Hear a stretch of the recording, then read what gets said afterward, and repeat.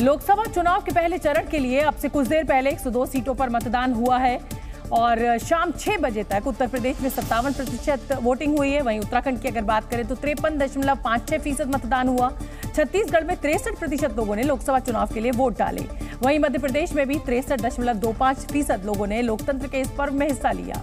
पश्चिम बंगाल में हिंसा के बावजूद सबसे ज्यादा 77.57% वोटिंग हुई, जबकि बिहार में सबसे कम 46% मतदान हुआ।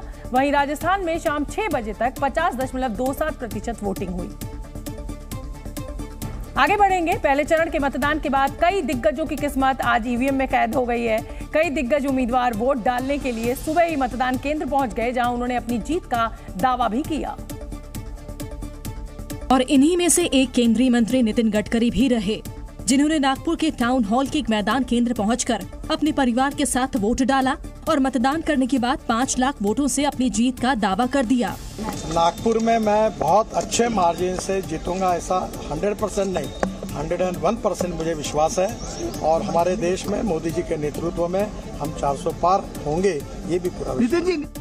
वहीं मुजफ्फरनगर से बीजेपी प्रत्याशी और केंद्रीय मंत्री संजीव बालियान ने भी गांव कुटबा में अपने परिवार के साथ मतदान किया और वोट डालने के बाद जी न्यूज़ से खास बातचीत करते हुए अपनी जीत का दावा किया। मेरे गांव में आप गांव तक आए हैं, गुड़ खा के जरूर जाइयो। हमारा गुड़ स्पेशल है, पूरे हिंदुस्तान में क्या दुनिया में ऐसा गुड़ कहीं नहीं मिलता। 4 जून को ये गुड़ कौन खाएगा? शिव चौक पर घंटा भी बजाएंगे, हमारे यहाँ शिव चौक पर घंटा बजता है।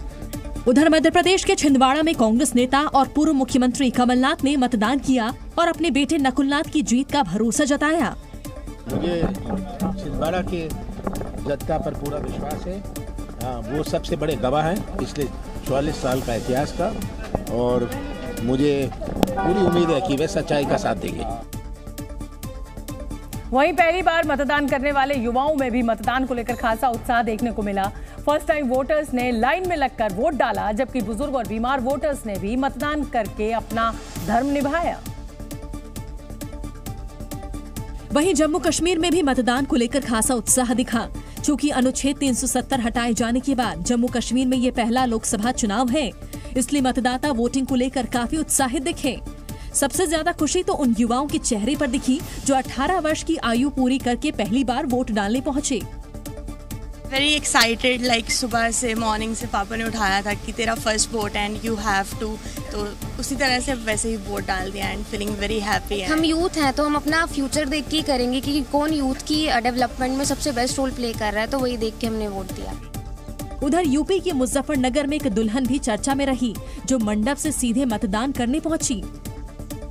मतलब शादी तो अभी सुबह ही तो हुए हैं, फेरे सुबह ही हुए हैं। अभी मैं घर पे विदा भी नहीं हुई हूँ, अभी यहाँ से जाने के बाद फिर विदाई हुई।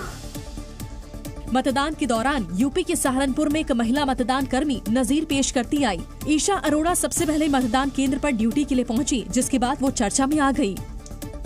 कोई भी काम अगर असाइन हुआ है तो उसको लाइटली नहीं लेना चाहिए। सो मैं पंक्चुअली अपना राइट टाइम पर गई हूँ एंड ड्यूटी मैंने ली है।